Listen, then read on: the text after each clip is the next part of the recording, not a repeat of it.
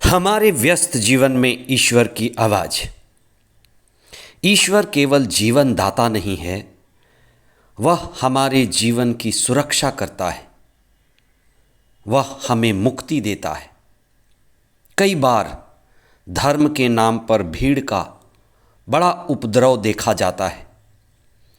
धर्म और भीड़ का बड़ा पुराना रिश्ता है।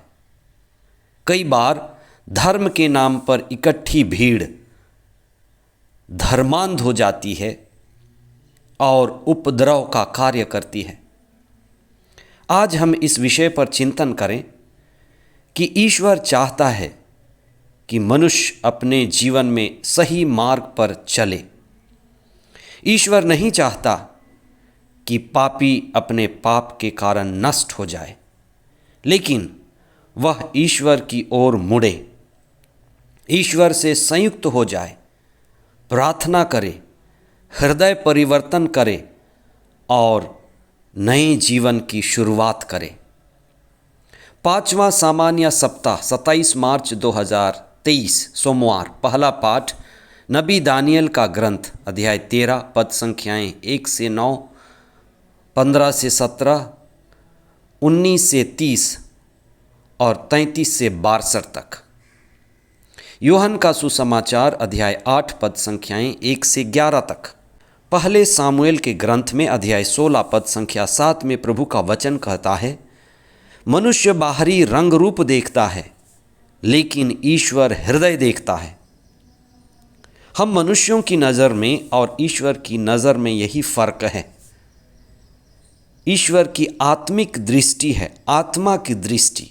हमारी सांसारिक दृष्टि है, बाहर की ओर जाती दृष्टि, बाहरी नज़र, इंद्रिय दृष्टि। सांसारी नज़र के कारण हम संसार की चीज़ों में खो जाते हैं। धन हमें आकर्षित करता है, संपत्ति, बाहरी रंग रूप हमें आकर्षित करता है। शरीर, काया, यही माया है और यही हमें खींचती है। बाहरी सुंदरता से हम इतने आकर्षित हो जाते हैं कि बहुधा हम अंधे हो जाते हैं। आज के पहले पाठ में दो न्यायकर्ता, न्याय देने वाले अन्यायी बनकर सुसाना के जीवन को तबाह कर रहे थे।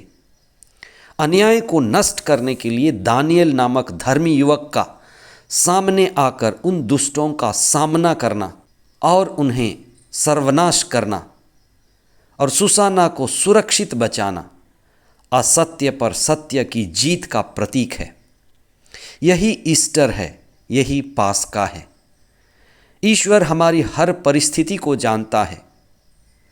हमें प्रार्थना द्वारा अपने जीवन को संचालित करना है और कई संकट की घड़ी से हम गुजरते हैं।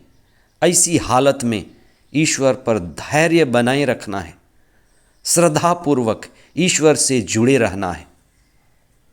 आज के सुसमाचार में क्रूर और अंधी भीड़ कुछ नेताओं के बहकावे और अगुवाई में व्यभिचार में पकड़ी गई स्त्री को लेकर ईसा के पास आए, लेकिन उन्होंने पुरुष को नहीं पकड़ा और पुरुष को नहीं लाए। किस तरह का अन्यायी समाज है। और वह भीड़ उन्हें पत्थर से जिंदा दफनाना चाहती थी। ईसा ने सिर्फ एक कार्य किया जो ईश्वर करता है। उस भीड़ को ईसा ने अंतरात्मा की जांच करने को कहा। ईसा ने लिखा, जमीन पर लिखा कि जिसने कभी पाप न किया हो वही पत्थर मारे। हृदय में जाकर देखो, जिसने कोई पाप नहीं किया है वही पत्थर मारने का अधिकारी है। सभी अपने अपने अंतरात्मा में गए, अंतरात्मा की जांच की और उन्होंने पाया कि वे पत्थर मारने के योग्य नहीं हैं। सभी पापी हैं। हमें किसी पर पत्थर उठाने की ज़रूरत नहीं। जब हम खुद को देखते हैं, जानते हैं, समझते हैं, तब हम अपने जीवन को परिवर्तन करने के लिए कदम उठाते हैं। ये 40 का समय खुद की ओर झांकने का समय है, खुद को सुधारने का समय है और ज़िंदगी हमें गारंटी और वारंटी नहीं देती। चीज़ों को खरीदते समय हमें गारंटी और वारंटी मिलती है, पर ज़िंदगी हमें संभावना देती है और मौका देती है। 40 का समय हमारे लिए मौका है, संभावना है। और जिस तरह से ईसा ने उस नारी को फिर मौका दिया कि दोबारा पाप ना करना और ईश्वर में नया जीवन शुरू करो, आइए हम वही करें। प्रभु से जुड़े, प्रार्थना में ईश्वर से संयुक्त हों और आत्मा का जीवन जिएं। आमीन।